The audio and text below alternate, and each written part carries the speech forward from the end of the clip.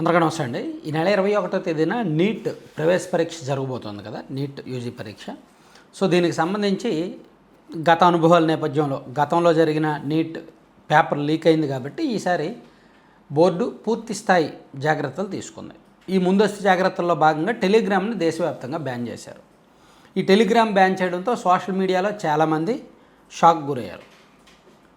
Even Telegram app సంస్థ management కూడా ఢిల్లీ హైకోర్టులో పిటిషన్ వేశారు ఈ నిషేధాన్ని సవాల్ చేస్తూ.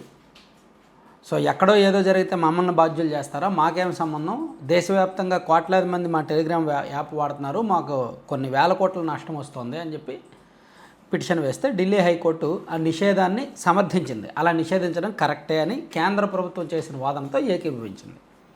సో ఓవరాల్గా ఎలాగ సందర్భం వచ్చింది కాబట్టి టెలిగ్రామ్ గురించి మనం చెప్పుకోవాలి ఒకసారి. టెలిగ్రామ్ ఎంత సేఫో అంత డేంజర్ కూడా. వాట్సాప్తో పోలిస్తే టెలిగ్రామ్లో చాలా మంచి ఫీచర్స్ ఉన్నాయి. వాట్సాప్ కమ్యూనికేషను చాటింగ్ రిలేటెడే అండ్ టెలిగ్రామ్ కూడా అదే పర్పస్. కానీ వాట్సాప్ కంటే టెలిగ్రామ్లో ఎక్కువ ఫీచర్స్ ఉన్నాయి. సో అందుకని టెలిగ్రామ్ని ఒక్కసారి వాడడం అలవాటైతే ఇంక దాన్ని రుచిమరుగుతారనమాట, అదే వాడతారు. పైగా దీనిలో ఇల్లీగల్ యాక్టివిటీస్ ఎక్కువ. ఉదాహరణకు ఒక కొత్త సినిమా నిన్న మొన్న రిలీజ్ అయింది అనుకున్నాం, ఆ పైరసీ కావాలంటే టెలిగ్రామ్లో పైన బాక్స్లో సెర్చ్ చేస్తే చాలు, ఆ లింకులు వస్తుంటాయి. అలాగే చిన్నపిల్లలకు సంబంధించి ఇదంతా కూడా కేంద్ర ప్రభుత్వం బ్యాన్ చేసింది. కానీ పిల్లలకు సంబంధించి కొన్ని అసభ్యకరమైన వీడియోలు అవన్నీ కూడా టెలిగ్రామ్లో వస్తాయి, లింక్స్ వస్తాయి. అండ్ హ్యాకర్లు, ఈ సైబర్ నేరగాళ్ళు ఎక్కువగా వాళ్ళ అసాంఘిక కార్యకలాపాలకు వాడుకునేది టెలిగ్రామే. వాట్సాప్లో ఇవన్నీ చెల్లవు. వాట్సాప్లో అసలు అటువంటి వాళ్ళని ముందే వాట్సాప్ పసిగట్టి బ్లాక్ చేసేస్తుంది నెంబరు. కానీ టెలిగ్రామ్ అలా కాదు.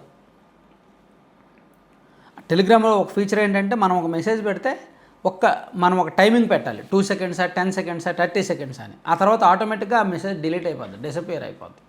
తర్వాత రికవరీ చేసినా సరే, వాట్సాప్లో మనం రికవరీ చేస్తే మెసేజెస్ వస్తాయి కానీ టెలిగ్రామ్లో రికవరీ చేసిన మెసేజ్లు మళ్ళీ వెనక్కి. ఇలా చాలా ఫీచర్స్ ఉండడం వలన ఎక్కువగా దీన్ని నేరగాళ్ళు తమ నేరాలకి సామ్రాజ్యంగా వాడుకుంటున్నారన్న విషయాన్ని కేంద్రం కోర్టులో నిరూపించగలిగింది.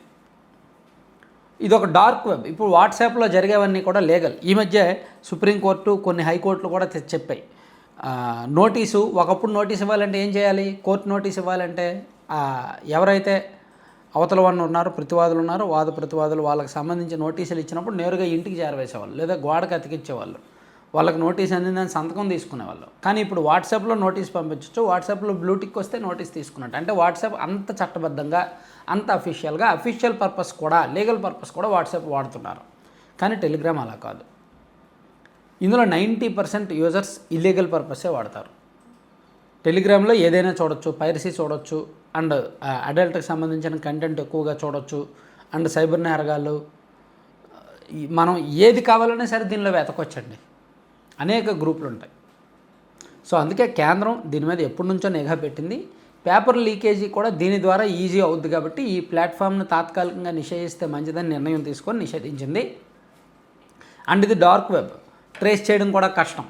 సైబర్ నేరగాల్లో లేదంటే ఈ హ్యాకర్లు ఉంటారు కదా, వాళ్ళు ఎక్కడి నుంచి చేశారో, ఎలా చేశారని ట్రేస్ చేయడం కూడా కష్టమే. ట్రేసింగ్ కూడా అంత ఈజీ కాదు. డార్క్ వెబ్, ఐపీ అడ్రస్ కూడా కనిపించదు. సో అందుకే కేంద్రం ముందస్తు నిర్ణయం తీసుకుంది. సో టెలిగ్రామ్ని బ్యాన్ చేయడం అనేది కరెక్ట్ నిర్ణయమే. Thank you.